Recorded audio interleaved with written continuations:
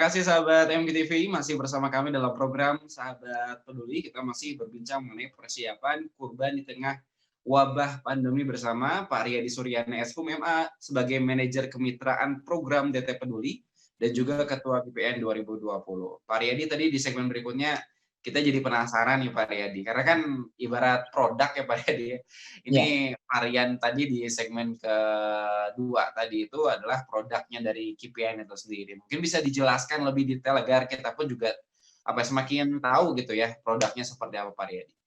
ya. Jadi kita ada 3 kelas. Yang pertama itu reguler, premium, dan super. Ya. Ini baik itu domba atau kambing maupun sapi. Nah, jadi untuk domba reguler itu, ini kita bobot itu di 25 sampai 30 kilo. Ya, Kambing Pak gitu ya. 25 sampai 30 kilo untuk reguler. Adapun untuk super, ini domba ataupun kambing, ini kita di 31 sampai 34 gitu. Sedangkan untuk super ini bobotnya di 35 ke atas bobotnya. Nah, secara umum domba kita tidak karena kan nasional gitu ya. Ada domba, ada kambing dari Aceh sampai Papua, beragam. Ada yang domba, ada yang kambing seperti itu, sehingga kita tidak tentukan jenis domba atau kambing tertentu gitu. Ada yang misalnya yang kambing ada kambing koplo, blasteran antara PE dan Jawa misalkan seperti itu. Kemudian bicara domba, apakah semuanya domba priangan atau domba Garut atau dugul seperti itu. Nah, ini kita tidak tentukan satu jenis tertentu karena tadi sangat beragam sekali di wilayah seperti itu. Hanya yang jelas patokan kami adalah tadi secara bobot. Bicara reguler itu di 25 sampai 30, kemudian di premium itu 31 sampai 34, kemudian super itu di atas 35 ke atas. Nah, kemudian selain itu juga Dewan Pengawas Syariah, jadi DT Peduli sebagai lembaga zakat, ini untuk kaidah berjalannya aktivitas di dalamnya itu senantiasa diawasi oleh Dewan Pengawas Syariah yang menjadi QC lah secara syariahnya seperti apa. Nah, sehingga untuk kurban ini itu kita tidak ada yang betina, semuanya jantan. Ini menjadi prasyarat, menjadi syarat yang wajib untuk dipenuhi gitu ya. Jadi standar hewan kurban itu semuanya kita jantan, tidak yang betina. Kemudian yang kedua, secara usia juga harus sudah masuk gitu. Maka usia kita kalau bicara di fikih kurban itu kan istilahnya sudah tumpul gitu ya, atau bahasa Jawanya itu poel gitu.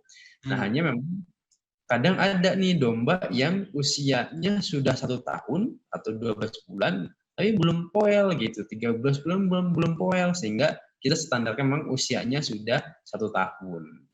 1 tahun ke atas seperti itu. Itu secara usia. Kemudian yang lainnya tentu secara kondisi hewannya sehat gitu ya, tidak cacat gitu. Secara fisik tidak adanya cacat seperti itu. Karena cacat ini menjadi syarat wajib gitu, nggak bisa kalau kurban hewan kurban itu misalnya kakinya jatuh kemudian pincang gitu ya, kemudian matanya kena penyakit gitu ya, apalagi kalau kena istilahnya itu koreng istilahnya. Nah, ini juga tidak masuk. Jadi dipastikan hewan kurbannya ini benar-benar sehat dan tidak cacat, gitu kan Jorgi. Adapun jenisnya kami tidak tentukan gitu. Jenis domba tertentu atau kambing tertentu kita tidak tentukan. Kita mengikuti ketersediaan jenis domba atau kambing tertentu yang ada di wilayah tersebut. Gitu.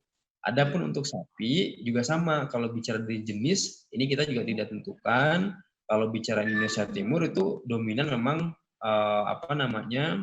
sapi Kupang gitu ya, sapi Bali dan jenis turunannya seperti itu. Nah, tapi kalau sudah di Pulau Jawa gitu, Sumatera, ini memang kita sangat beragam seperti itu. Ada yang sapi Bali, kemudian ada juga yang PO gitu ya, simetal gitu, bahkan sampai dengan limosin untuk yang tipe-tipe super, biasanya kita jenisnya limosin, PO seperti itu. Nah, untuk kelas tadi kita sudah sampaikan ada reguler, premium, dan super. Nah, yang membedakan adalah lagi-lagi di bobot, Kang Jorgi. Ya. Jadi kalau bicara reguler itu bobotnya di 200 kg gitu. 200 sampai 230 antara itu.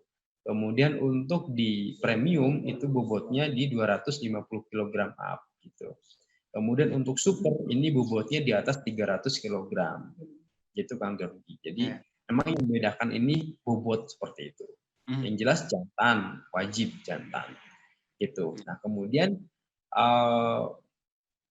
tadi kita sebar dari mulai Aceh sampai dengan Papua. Yang tahun ini kita rencanakan ada 20 provinsi, kemudian 102 kabupaten kota, kemudian 250 kabupaten dan 250 kecamatan dan 600 titik penyembelihan dari kurban peduli negeri ini dengan sasaran dalam negeri maupun luar negeri 650.000 penerima manfaat, 650.000 jiwa ya. Jadi 2/3 juta kira-kira insya Allah yang ditargetkan akan menerima manfaat dari kurban peduli negeri di tahun ini gitu.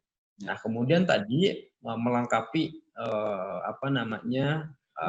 bahasan tentang kurban di masa pandemi. Jadi selain tadi kita pola komunikasi dari mulai komunikasi, kemudian edukasi maupun penyebaran informasi kita mulai daring, ini juga kita ada tahapan-tahapan lebih detail dari sebelum pelaksanaan hewan kurban, di mana hewan kurbannya ini juga dipastikan itu sehat ya, hewan kurban ini hewan kurban yang sehat gitu.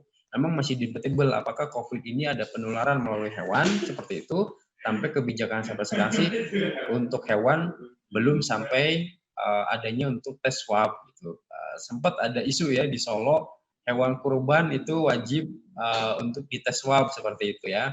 Itu tapi itu masih seputar wacana. Sampai hari ini sih hewan kurbannya yang jelas itu dipastikan sehat dari dokter hewan seperti itu. Kemudian bukan hanya hewannya yang jelas tapi juga manusianya apalagi gitu. Jangan sampai niat terbaik di kurban ini kita mau berhari raya, kita mau motivasi ibadah gitu, tapi karena di situ ada potensi bertemunya orang, malah menjadi jalan untuk penularan COVID misalkan. Ini kan na'udzubillah jangan sampai. Sehingga ikhtiar kita adalah bukan hanya hewannya yang sehat, tapi juga manusianya. Pola kurban ini juga harus sehat. Maka dari mulai manajemen KPN, artinya kita-kita ini di Kurban Peduli Negeri, SDM-nya, ataupun mitra yang menjadi kepanjangan, menjadi perantara antara kami di Data Peduli ke masyarakat, ini melalui jejaring kemitraan ataupun relawan kita, itu juga dipastikan sehat, sampai dengan panitia lokalnya yang akan bekerja sama dengan mitra kita, dengan relawan kita, untuk bersama-sama mengolah hewan kurban ini. Nah, yang membedakan adalah kalau tahun sebelumnya memang kurban ini menjadi ajang benar-benar hari raya yang orang tuh berkumpul karena di situ ada kurban fest di mana ada penyembelihan satu titik bersama menghadirkan masyarakat dari berbagai kampung untuk kumpul di satu titik bersama sehingga penyembelihannya bukan lagi 2 ekor 3 ekor tapi sudah puluhan ekor dalam satu tempat. Nah, ini tahun ini memang berbeda di mana hanya perwakilan setiap kampung saja yang hadir di titik penyembelihan bersama. Tadi sehingga manajemen kurban peduli negeri, mitra kurban peduli negeri, sampai dengan panitia lokal kurban peduli negeri, ini semua dipastikan dalam kondisi sehat. Ada cek temperatur gitu ya, kemudian juga menggunakan standar protokol kesehatan, wajib menggunakan sarung tangan, bahkan bajunya juga harus baju lengan panjang gitu. Kemudian sepatu jelas gitu, karena bicara sepatu bukan hanya COVID itu mah safety ya. Kebayang lagi caca daging kemudian goloknya dan sebagainya kan, kalau pakai sepatu ini mengurangi resiko dari hal yang tidak diinginkan misalkan. Termasuk juga ada persiapan tempat yang benar-benar sudah dilakukan. Jadi 1 kali 24 jam sebelum tempat itu dipakai untuk pengolahan hewan kurban dipastikan steril. Makanya kita ada nanti kegiatan disinfektan di sana seperti itu.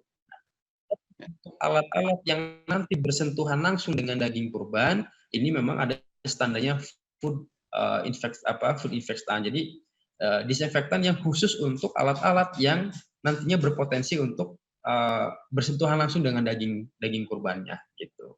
Karena kan bagaimanapun disinfektan itu cairan yang memang keras sekali gitu ya. Nah, ini kita bedakan. Ada benda yang tidak langsung bersentuhan dengan daging, ini kita berarti disinfektan umum, tapi juga untuk perkakas, bangsanya golok, bangsanya pisau, kemudian alas, itu kan langsung bersentuhan dengan daging, ini standarnya food disinfektan seperti itu. Sampai dengan pengiriman daging. Jadi pengiriman daging ini kita pastikan benar-benar orang sebelum ngirim daging juga sekali lagi dipastikan sudah cuci tangan, kemudian tadi melakukan personal hygiene gitu ya. Nah, ini sampai nanti laporan bahkan tidak ketemu langsung dengan mukoridnya, tapi kita gunakan online, baik email ataupun WA. Itulah standar protokol pengolahan kurban peduli negeri di DT Peduli, Kang Zorgi. Baik, Masya Allah Pak Riyadi, ini nampaknya detail sekali sudah disampaikan dari hulu ke hilir, dan insya Allah nampaknya higienis dan juga insya Allah ikhtiarnya maksimal ya Pak Riyadi ya, untuk memberikan protokol daripada COVID-19 itu sendiri. Nah Pak Riyadi, insya Allah di segmen berikutnya nampaknya sahabat MPTV pun juga sudah tidak sabar lagi Pak Riyadi ini bagaimana cara bisa berkontribusi juga langsung dalam perjuangan di Kurban Peduli Negeri 2020 ini. Namun insya Allah informasinya kita lanjutkan di segmen berikutnya Pak Riyadi. Kita akan jeda sejenak. Oleh karena sahabat MPTV, kita akan kembali spesial untuk Anda yang terpanggil begitu ya jiwanya, untuk ikut serta berjuang bersama DT Peduli menyebarkan kebermanfaatan dengan Kurban Peduli Negeri 2020. Sesaat lagi tetaplah bersama kami.